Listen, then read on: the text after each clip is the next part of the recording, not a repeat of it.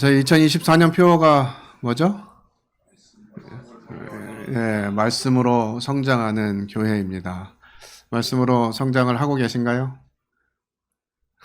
아직 좀 먹고 있는 중이라 아직 소화는 덜 시켜서 성장은 조금 더 있다가 나타날지 모르겠습니다. 하여튼 말씀으로 성장하기 위해서 말씀을 가까이 하고 많이 먹으면 좋을 것 같습니다. 지난주, 그지난주 2주간에 걸쳐서 로마서 12장 말씀을 통해서 우리가 어떻게 하나님을 기쁘시게 하는 제물로 드릴 것인지 하는 말씀 들었었죠. 다시 한번 읽어보도록 하겠습니다. 시작. 그러므로 형제들아 내가 하나님의 모든 자비하심으로 너희를 권하노니 너희 몸을 하나님이 기뻐하시는 거룩한 산 제물로 드리라. 이는 너희가 드릴 영적 예배니라. 너희는 이 세대를 본받지 말고 오직 마음을 새롭게 함으로 변화를 받아 하나님의 선하시고 기뻐하시고 온전하신 뜻이 무엇인지 분별하도록 하라. 네. 주님이 제게 말씀을 허락하시면 저도 이 말씀을 가지고 첫 말씀을 좀 드리고 싶은 마음이 있었어요. 네, 김관수 회장님이 첫 주에 올라오셔가지고 이 말씀을 하시는 바람에 나는 안 해도 되나 보다 이런 마음으로 좀 있었는데 이어서 주님이 말씀을 나누도록 인도하신 것 같습니다. 2주간에 걸쳐서 우린 가인과 아벨의 삶을 살펴보면서 우리가 아벨의 삶의 태도, 삶의 목적이 하나님께 있어야 함을 듣고 묵상하는 시간들을 가졌습니다. 어떻게 하면 우리가 아벨의 삶을 살 것인가 하는 부분들도 살펴보았습니다. 그런 중에 이제 지난주에 실제적인 부분으로 은사에 대한 부분들을 많이 교제를 했는데요. 산제사를 드리라 하셨는데 구체적으로 그러면 어떻게 산제사로 드려야 하는가라고 하는 부분들을 묵상하면서 이 산제사로 나를 드리는 도구 은사라는 제목으로 오늘 함께 교제하고자 합니다. 네, 은사라고 하는 단어는 헬라어 카리스마, 복수형으로는 카리스마타라고 하는 단어인데요. 은혜의 선물이다. 자신의 공로 없이 받은 은혜이다 라고 하는 단어로 설명되어져 있습니다. 그리스도인에게만 부여되고요. 그들로 하여금 그리스도의 교회에 봉사할 수 있게 하는 하나님의 선물을 말하는 것입니다. 그래서 우리는 이 하나님이 주신 은사에 대해서 관심을 가지고 잘 살펴봐야 돼요. 우리 에베소서 2장 10절 같이 읽겠습니다. 시작. 우리는 그가 만드신 바라 그리스도 예수 안에서 선한 일을 위하여 지으심을 받은 자니 이 일은 하나님이 전에 예비하사 우리로 그 가운데서 행하게 하려 하심이니라. 네. 하나님이 우리를 만드시고 특별히 하나님의 교회 가운데 부르신 데는 목적이 있습니다. 그냥 구원받고 천국 갑니다. 감사합니다. 땡 이렇게 살라고 우리를 구원하신 것이 아니죠. 선한 일을 위해서 지으셨어요. 그 선한 일은 하나님의 교회와 성도를 세우는 일입니다. 우리는 하나님을 섬기기 위해서 지음 받았어요. 하나님께서 사람을 지은 목적 그것 또한 그와 같은 부분입니다. 이사야 43장 7절 같이 읽겠습니다. 시작. 내 이름으로 불려지는 모든 자 곧 내가 내 영광을 위하여 창조한 자를 오게 하라. 그를 내가 지었고 내가 만들었느니라. 네. 하나님께서는 우리를 지으실 때 하나님의 영광을 위해서 창조하셨어요. 근데 저희가 저희 조상이신 아담과 하와께서 범죄를 하신 이후에 부정적인 정서가 저희를 지배합니다. 사람들에게 기본적으로 어떤 상황을 딱 맞닥뜨리면 그것을 긍정적으로 보기보다는 부정적으로 받아들이는 경향이 강해졌어요. 우리는 하나님의 영광을 위해서 살아야 된다. 하나님의 영광을 위해서 사는 것이 우리가 지음받은 목적이다. 이렇게 말씀이 하고 있는데도 이런 말씀을 딱 대하면 어떻습니까? 굳이 꼭 그렇게까지 하면서 살아야 되나? 이런 생각이 들어요. 이것이 부정적인 정서의 영향입니다. 우리 하나님의 말씀을 잘 모르면 하나님의 말씀을 오해하게 돼 있고요. 그 말씀은 나를 위해서 주어주신 말씀이 아니라 나를 어렵게 하려고 주신 말씀처럼 느껴지게 되는 것이에요. 하나님의 영광을 위해서 창조되었다라고 하는 것은 하나님이 우리를 만드신 과정에 반영되어져 있습니다. 하나님이 사람을 누구를 닮게 만드셨어요? 하나님의 형상과 하나님의 모양대로 지으셨죠. 그러니까 영광이 되어야 된다라는 말은 하나님의 모습이 우리를 통해서 나타내지기를 원하셨다는 것이에요. 그래서 생명 주기를 원하셨던 것이고요. 하나님의 자녀가 되면 닮게 되어 있습니다. 캠프 기간 동안에 아이들과 상담을 하면서 너는 누굴 닮았니? 이렇게 물어보니까 뭐 엄마 닮았어요, 아빠 닮았어요 이렇게 하는 아이들이 있는가 하면 잘 모르겠어요 이렇게 하는 아이들도 있더라고요. 우리가 하나님의 모양을 따라 지음받고 하나님의 형상대로 지음받았는데 잘 모르는 거예요. 왜요? 하나님이 어떤 분인지 모르니까. 그리고 그 하나님이 나와 어떤 관계에 있는지 모르니까 잘 모르는 거죠.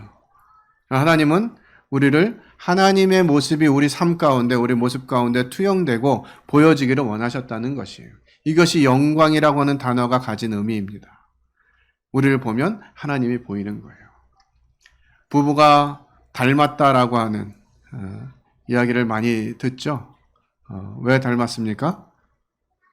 모양이 딱 닮은 것 같진 않은데 다 보면 이게 닮은 것 같아요. 얼마 전에 제 아내랑 어디 좀 들렸는데 그분이 두 분 정말 많이 닮으셨네요 그러더라고요. 저는 닮았는지 잘 모르겠는데 많이 닮아가요. 함께하면 서로 보고 마주보고 있으면 닮아지게 돼 있습니다. 그래서 우리가 하나님을 가까이 하면 하나님의 영광을 드러내게 돼 있는 것이죠. 그 하나님께서 우리에게 이제 우리 삶을 하나님께 산제사로 드리는 도구로 은사를 주셨어요. 그리고 그 은사의 목적은 이렇습니다. 4장 10절입니다. 베드로전서 4장 10절 같이 읽겠습니다. 시작. 각각 은사를 받은 대로 하나님의 여러 가지 은혜를 맡은 선한 청지기 같이 선한 서로 봉사하라. 네, 하나님께서 우리에게 은사를 주셨어요. 그것은 하나님의 은혜입니다. 하나님의 선물이에요.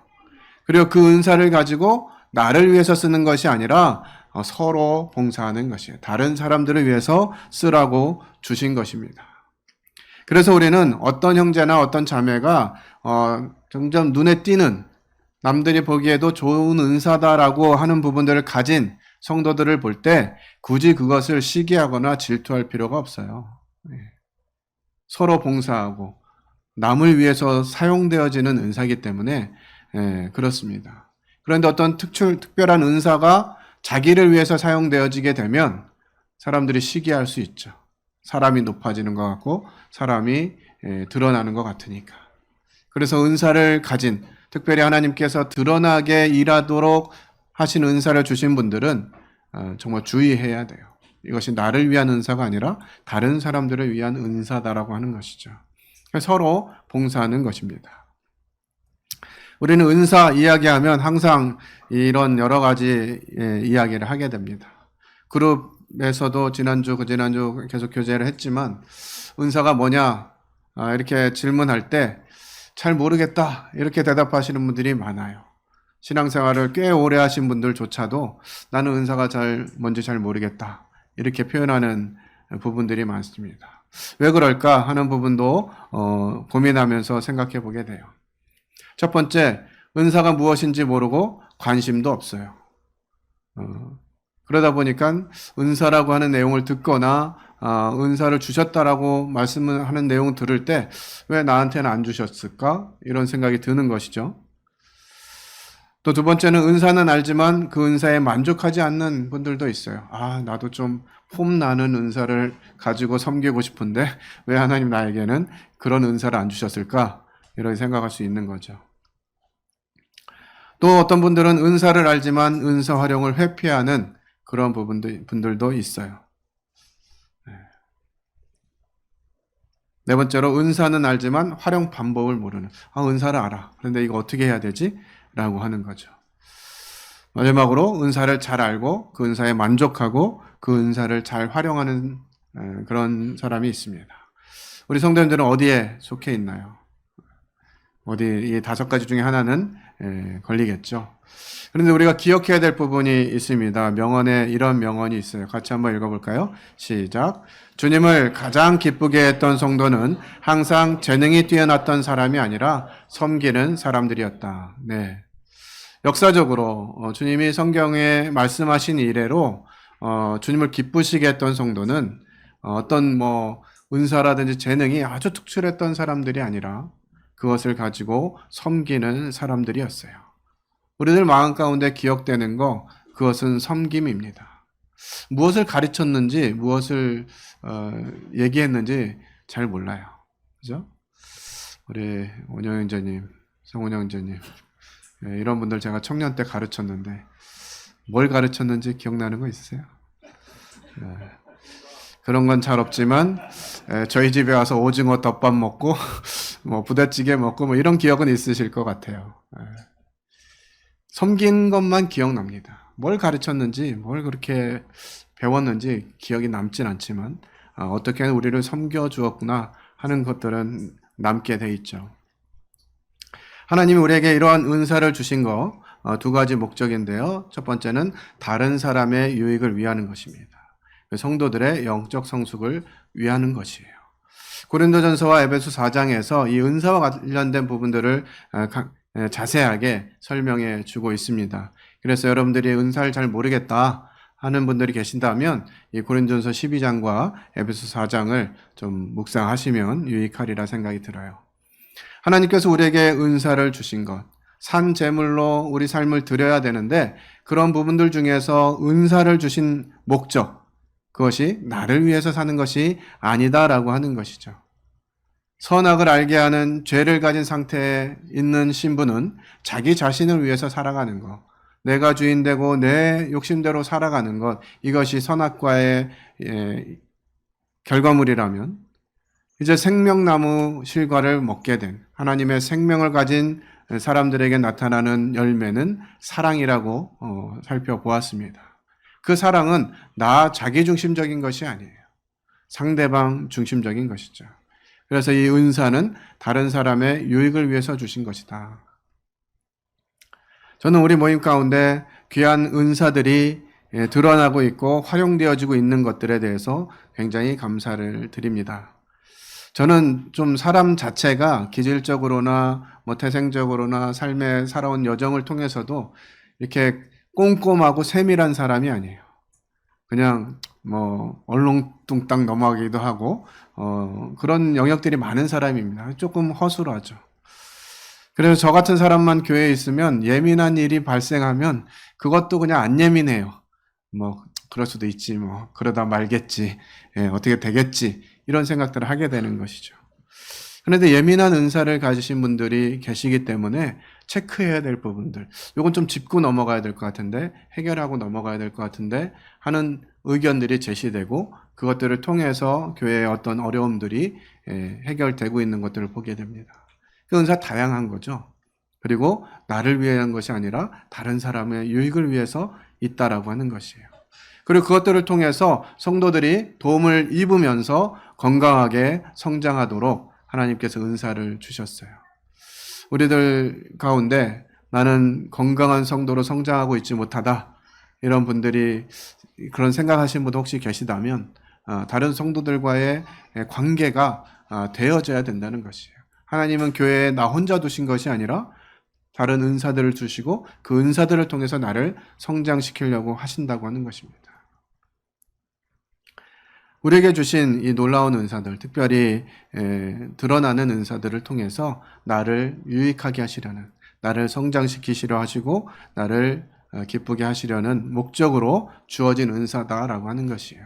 그래서 우리 성도님들이 각자 가지고 계신 은사가 누구를 위한 은사다, 나를 위한 은사다, 이렇게 생각하시면 돼요. 문엄산 형제의 은사가 어떠해 보이시는지는 모르겠지만 제게 주신 은사는 저를 위한 것이 아니고요, 여러분들을 위한 은사입니다. 그래서 필요할 때 그것을 구하고 사용하시면 되는 것이에요.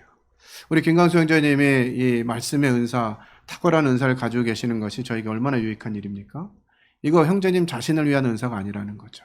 성도들을 유익하게 하고 성도들을 세우려고 하는 은사들인 거예요. 또 잘 안 보이지만 은밀하게 또 남들이 잘 하지 않는 이런 일들로 섬기는 분들이 많으셔요. 예. 저희가 이 깨끗한 예배당 바닥을 보는 이유가 뭐겠습니까? 예배당에 청소기를 돌려본 적이 한 번도 없는데 예배당에 오면 깨끗하죠? 예. 누군가 그 일을 하는 것이에요. 누굴 위해서요? 나를 위해서. 예. 하나님은 그렇게 은사를 우리에게 주신 것입니다. 이 은사에 대한 10가지 사실을 좀 살펴보고자 하는데요. 첫 번째로 성도만 이 영적인 은사를 갖는 것이에요. 하나님 믿지 않는 사람들에게 주시지 않습니다. 두 번째로 성도는 한 가지 은사는 소유하고 있어요. 은사를 안 주신 분이 없다고 하는 사실입니다. 모든 은사를 받은 사람 또 없어요.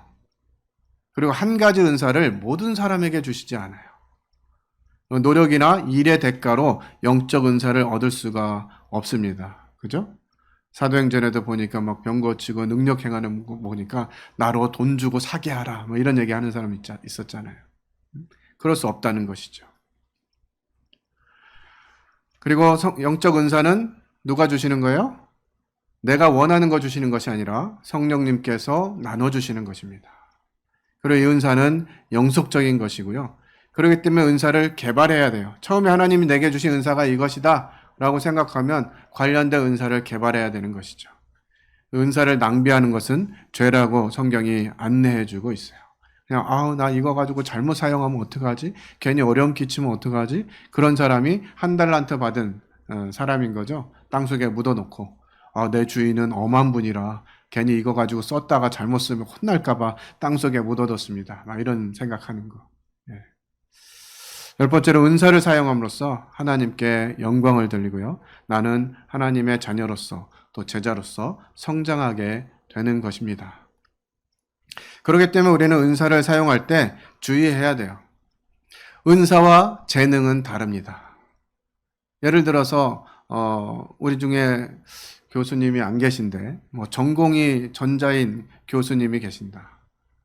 전자라고 하니까 적용해가지고 어렵네요. 전공이 뭘로 할까요? 뭘로 해야 이해가 쉬울까요? 전공이 음악인 교수님이 계세요? 음악이 전공이야. 근데 교회에 은사자들이 있잖아요. 특별히 예배를 준비하거나 찬양팀을 인도하거나 이런 부분에 있어서 전공이 음악이라고 해서 찬양팀을 꼭 인도해야 되느냐? 그것은 아니라고 하는 것이죠. 그 부분에 뛰어난 지식과 재능을 가지고 있다 할지라도 하나님께서 그것을 통해서 교회를 세우고 다른 성도들의 유익을 세우는 그런 부분으로 주시지 않은 분들도 있다라고 하는 것이에요. 그래서 은사와 재능은 다르다라고 하는 사실들을 기억해야 됩니다. 그리고 은사와 성령의 열매는 달라요. 성령의 갈라디아서 5장에 기록하고 있는 9가지 성령의 열매를 은사처럼 생각하시는 분들이 있는데 갈라디아서 5장은 성령을 따라 행하면 맺혀지는 열매들입니다. 그건 은사와는 좀 다르죠. 그리고 은사와 그리스도의 사명은 다릅니다. 나는 전도자의 은사가 아니니까 전도 안 할 거야. 이렇게 하지는 않아야 된다고 하는 거죠. 나는 섬기는 은사가 아니니까 그냥 놀고 먹을 거야. 섬김만 받을 거야. 이렇게 하라는 것이 아니죠. 하나님께서 교회 가운데 주신 사명은 누구나 감당해야 되는 것입니다. 주님을 알아가고 주님과 가까이 하고 교회를 알아가고 또 교회에 주신 일들을 함께 동역하고 이것은 하나님 우리에게 주신 사명이에요. 내가 은사가 그것이 아니라고 나는 몰라 이렇게 할 일이 아니라고 하는 것이죠. 네 번째로 다른 사람에게 자신의 은사를 투영하는 경향을 조심해야 합니다. 저 형제의 은사가 그건 것 같은데 내가 하면 좀 더 잘할 것 같은데 아니면 저 은사를 좀 어떻게 하면 좀 나을 것 같은데 이렇게 하면서 다른 사람의 은사에 자기를 투영해가지고 적용하고 판단하고 이러는 경우들도 있습니다. 그럴 필요가 없는 것은 고린도전서 12장 21절에 있는 것처럼 은사에 우열이 있지 않아요. 하나님께서 각 성도들에게 나눠주신 이 은사는 어떤 것은 더 좋은 은사고 어떤 것은 더 낮은 은사가 아니라고 하는 것이죠. 왜? 자기를 위한 것이 아니기 때문에 그렇습니다. 여섯 번째로 사랑 없는 은사 사용은 가치가 없는 일. 지난주에 말씀하셨죠? 은사를 사용하는 기초적인 바탕, 이것이 사랑이어야 된다고 하는 것이죠. 사랑을 기반으로 해서 은사를 사용하는 것입니다. 네, 주된 사역과 보조 사역이 있어요. 하나님께서 여러 가지 교회 일 가운데 보여주시는 부분들은 그렇습니다. 그 일을 앞서서 행하는 사람들이 있는가 하면 보조적으로 하는 사역들이 있는 것이죠. 어제도 3층에 이래 좀 환경 정비를 하느라고 그 일들을 주도하는 이런 분들이 있는가 하면 나는 환경 정리 뭐 이런 건 잘 모르지만 하여튼 도울 거야 하는 마음으로 참여하시는 분들도 계시는 것입니다. 은사는 그러한 것이죠. 그래서 우리는 은사를 알아야 하고요. 발견해야만 합니다. 그렇지 않으면 내가 교회를 위해서 무엇을 할지 잘 모르니까요. 그래서 우리는 은사를 연구해야 됩니다. 스타트죠. 영문으로 하면 연구하십시오. 공부해야 돼요. 은사가 어떤 종류들이 있는지 다음 장면에서 제가 보여드리겠습니다. 그리고 트라이얼, 시도해보세요. 찾기 위해 시도하는 것이에요. 내가 교사의 은사인가? 이런 생각이 들면 어떻게 해봐야 돼요? 말씀을 연구하고 준비해서 가르쳐 봐야 되잖아요. 그래야 내가 교사가 은사가 있는지 아닌지 알 수가 있죠. 내가 전도자의 은사를 주셨나? 사람들을 만나봐야 되는 거예요. 그 사람들의 마음을 이해하고 그들의 어떤 부분들을 보면서 통찰력을 가지고 하나님을 소개해 줄 수 있는 그런 은사들을 시험해 보는 것이죠. 그리고 분석해야 돼요. 내가 이 은사를 잘 활용하고 있는지, 잘 준비하고 있는지. 교사의 은사를 주셨는데 성경은 안 읽고 나는 주님이 주시는 감동으로 나눌 거야 이러면서 막 하면 자기 생각으로 하게 돼 있죠. 그래서 분석해야 됩니다. 내게 주신 은사는 어떤 은사이고 그것들은 성경에서 무엇을 말하고 있고 그것을 어떻게 활용해야 되는지 이런 부분도 살펴야 되는 것이죠. 그리고 은사를 활용함에 있어서 좋은 방법은 다른 사람들의 반응을 요청하는 것입니다. 지금 수요일날 저희 그 형제님들이 시편 강해를 하고 있잖아요. 그러면서 계속 이 일들을 하고 있는 것이에요. 반응을 요청하는 것이에요. 혹시 제가 이런 말씀 준비해서 전했는데 제 은사가 이런 부분들인지 함께 교제하면서 뭐 말씀을 준비해서 누구나 말씀을 나눌 수는 있지만 교사의 은사거나 예언의 은사가 아닐 수도 있잖아요. 이제 그런 부분들에 대해서 발견해 가는 거죠. 그리고 반응을 통해서 내가 나름 이렇게 준비해 봤는데 이런 쪽은 은사가 아닌 것 같다 이렇게 분별할 수도 있는 것이죠.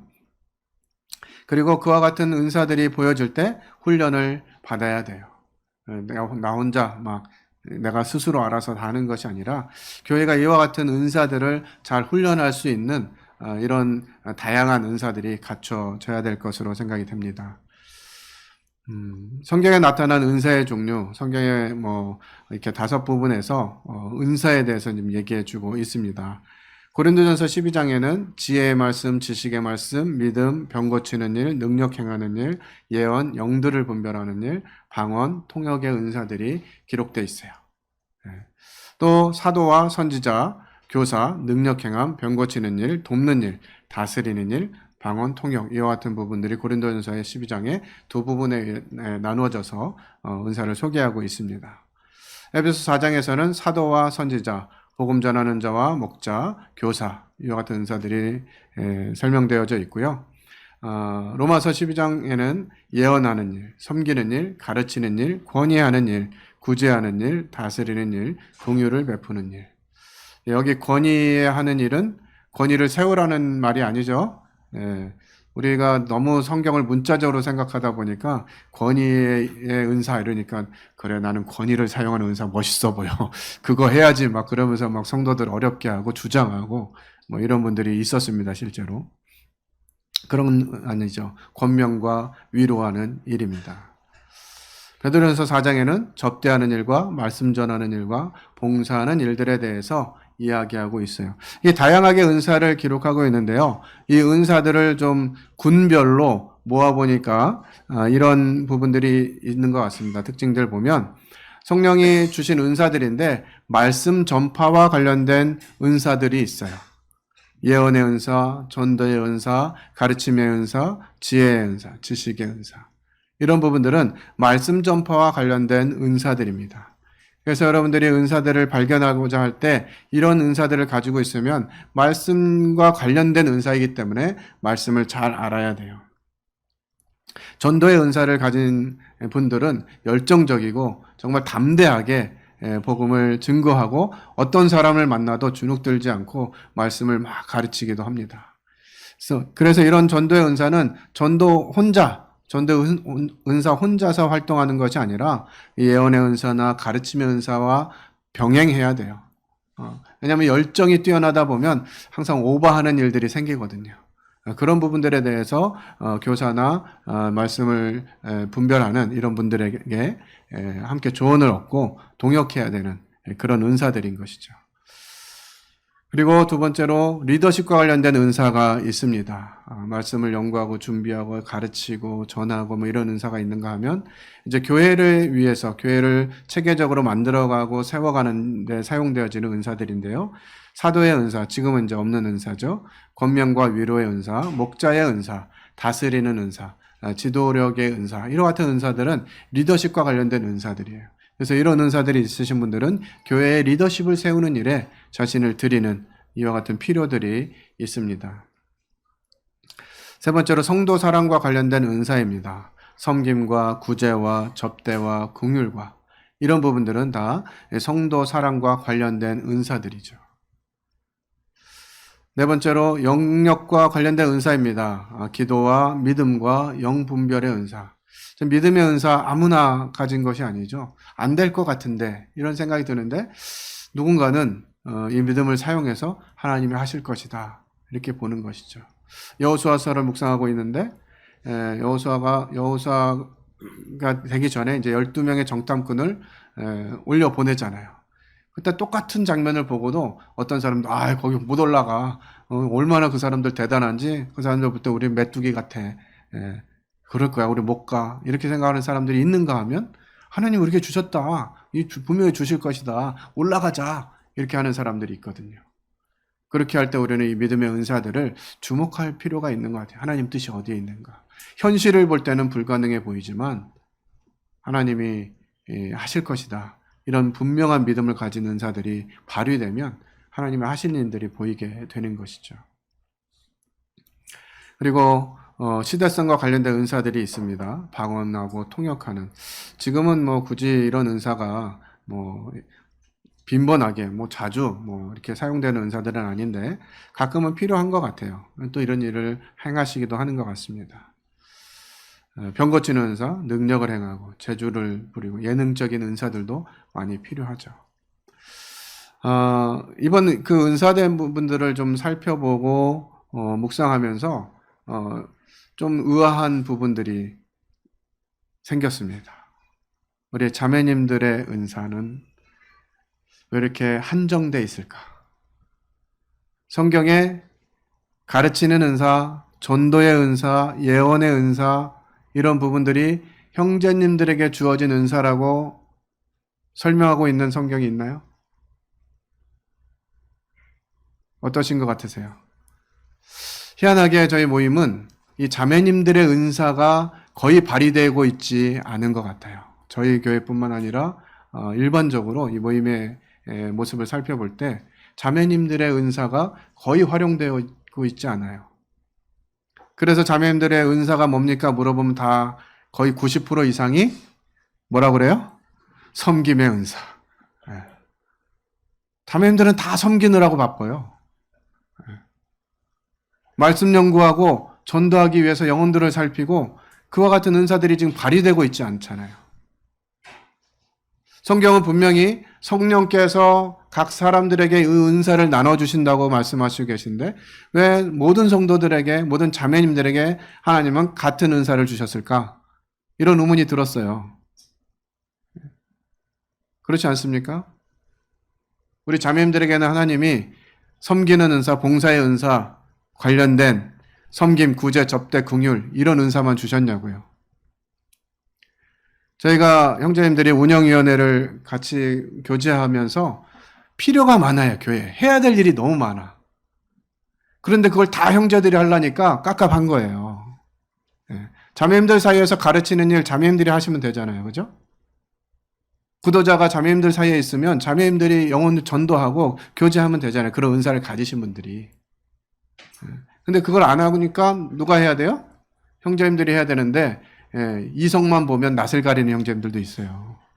말씀을 가르쳐야 되는데 뭔 말부터 해야 될지 모르는 이런 형제님들이 어쩔 수 없으니까 가서 전도하다 보면 어떻게 돼요? 어려운 거예요. 그러니까 자매님들의 은사를 좀 더 공부하시고, 그러셔서 좀 자매님들이 은사를 다양하게 발견하시고 그 은사를 활용하면 좋겠다는 생각이 듭니다. 자매들을 가르치는 일, 물론 형제님들도 해야 되겠지만 자매님들 사이에서, 그래서 성경은 나이 든 자매들에게 젊은 자매들을 가르칠 것을 말씀하고 계시잖아요. 우리 나이 드신 자매, 난 나이 들었다 생각하신 자매님들, 젊은 자매들 가르치고 계신가요? 에이, 자기들이 잘할 텐데 뭐 우리 할 일이나 잘하면 되지, 이게 아니라는 거죠. 하나님은 나이 든 자매들에게 젊은 자매들을 가르칠 것을 말씀하고 계시잖아요. 자매님들 가운데 전도 은사가 가지신 분도 계시고요. 교회를 세우는 리더십과 관련된 은사도 있을 거라고 생각이 들어요. 그럼 자매회에서 어떻게 리더십을 만들어 갈 것인가? 이런 부분들을 준비하고 연구하고 교제함을 통해서 자매 내에서 이러한 일들이 일어날 수 있도록. 저희는 그룹 교제들을 하면서 그룹에서 그런 은사들이 좀 다양하게 일어나고 활용되기를 바라는 마음이 있습니다. 그러면 어떻게 해야 돼요? 그 그룹 안에서 또 형제들만 은사를 활용하는 것이 아니라 자매님들도 은사를 활용해야 된다고 하는 것이죠. 그래서 우리 자매님들이 그와 같은 부분들에 어떻게 살펴보면 교회를 구성하는 퍼센테이지를 봐도요, 형제들이 많아요, 자매들이 많아요? 일반적으로 자매들이 많습니다, 교회에 보면. 근데 적은 부분을 차지하고 계신 형제님들이 그 넓은 많은 성도들을 관여하려고 하다 보니까 힘이 드는 거예요.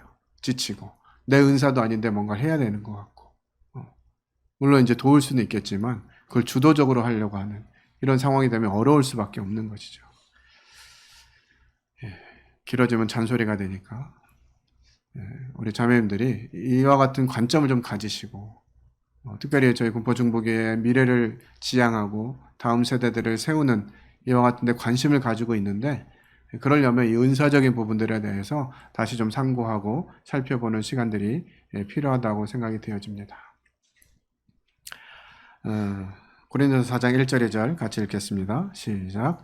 사람이 마땅히 우리를 그리스도의 일꾼이요 하나님의 비밀을 맡은 자로 여길지어다. 그리고 맡은 자들에게 구할 것은 충성이니라. 네, 우리는 하나님의 말씀을 통해서 그리스도의 일꾼이 되었고 하나님의 비밀을 맡은 자로 부름을 받았습니다.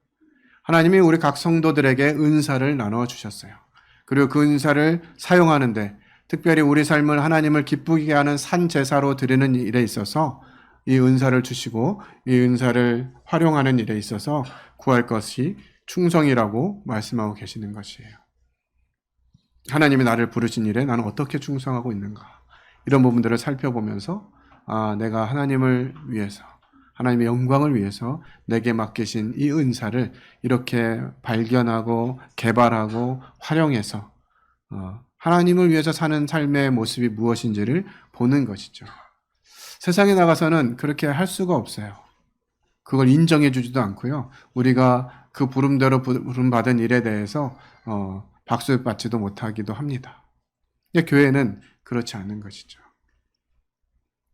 은사와 같은 부분들로 측면을 생각하면서 고민하면서 또 생각해보는 참 초점이 있는데요. 이 세상은 제로섬 원리가 적용되는 세상이에요. 무슨 얘기냐? 누군가 유익하면 누군가는 손해를 보는 거죠. 누군가 집값이 올라서 혜택을 보면 누군가는 집값이 올라서 슬픈 사람들이 생겨요. 세상은 그렇습니다. 1등 하는 사람이 있으면 꼴등하는 사람도 있어요.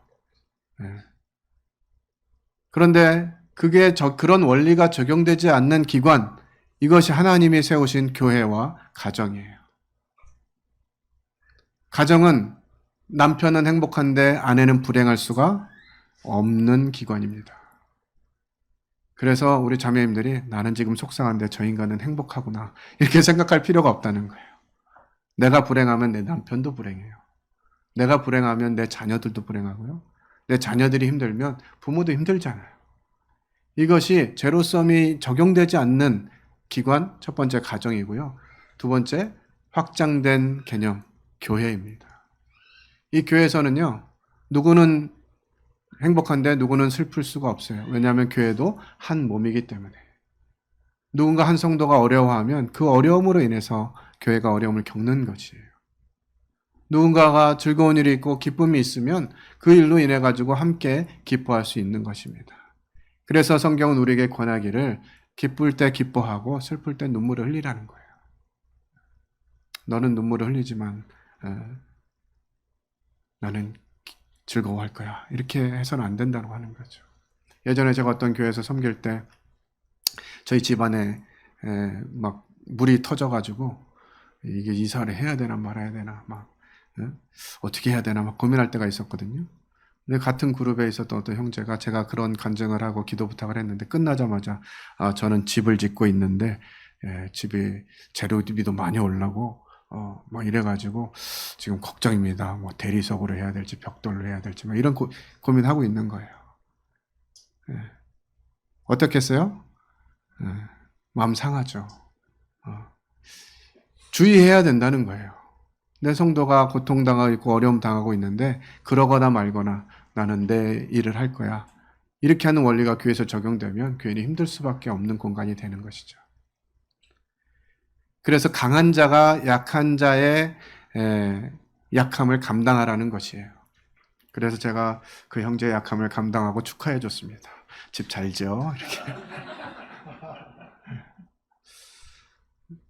마음은 슬프지만 그럴 마음이 우리에게 있어야 돼요. 왜? 한 몸이기 때문에. 내가 힘들다 할지라도 또 주님이 즐거움을 주신 부분들이 있다면 함께 즐거워하고 격려하고 그럴 수 있어야 되겠죠. 나는 슬픈데 너만 즐겁냐? 막 이렇게 반응하는 것이 아니라 그럴 필요가 있는 것 같습니다. 하나님이 우리에게 은사를 주셨고 이 은사를 통해서 우리 군포 중부교회를 세워가도록 그리고 스스로 성장하고 하나님 앞에 온 성도가 더욱 건강하게 세워지기를 바라시는 이런 하나님의 뜻을 생각하면서 우리가 올 한 해 동안 말씀을 가까이 하고 또 그 말씀을 통해서 받게 된 그런 은사들을 잘 활용함으로써 건강한 저희 교회가 되기를 바랍니다. 은사 오늘 그룹교제 때는 은사를 또 발견하는 시간을 좀 가지면 좋을 것 같은데요. 그간 우리가 했던 방식으로 하면 옛날에 했던 거 그때 이렇게 했는데 내가 원하지 않는 은사가 나온 것 같아. 그래가지고 내가 생각하는 거가 아니라 내가 좋아하는 거, 내가 하고 있는 것이 아니라 내가 원하는 거에 체크할 가능성이 많은 것 같아서요. 그래서 제가 최근에 만들어진 은사 테스트를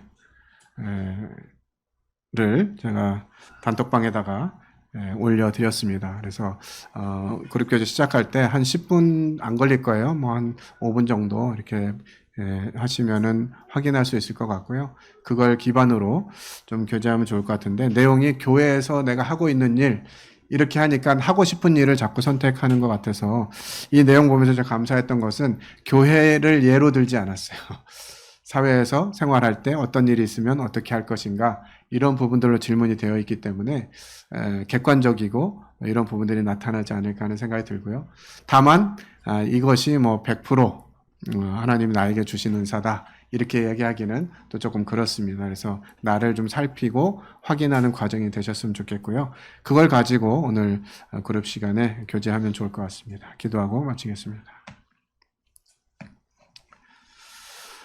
아버지 하나님 감사를 드립니다. 하나님이 저희를 한 교회로 부르시고 주님이 머리 되셔서 각 지체를 이루고 있는 성도들에게 각 지체 분량대로 나눠주시고 그 분량을 사용케 하시는 은혜를 감사를 드립니다. 하나님의 마음은 어찌 그리 늘 우리를 향하고 계시고 우리를 유익하게 하시려고 하시는지 그 하나님의 본심을 기억하고 하나님이 저에게 주신 말씀들, 명령들 이와 같은 부분들은 나를 힘들게 하려고 주신 것이 아니라 나를 유익하게 하려고 주셨다고 하는 사실들을 기억하게 하시기 원합니다. 저희들 각자에게 주어진 은사를 잘 분별해서 하나님의 교회를 세우고 성도를 유익하게 하는 귀한 성도들이 모두 될 수 있도록 도우시기 원하며 귀한 말씀 주신 걸 감사드릴 때 살아계신 하나님 아들 예수 그리스도의 이름으로 기도했습니다. 아멘.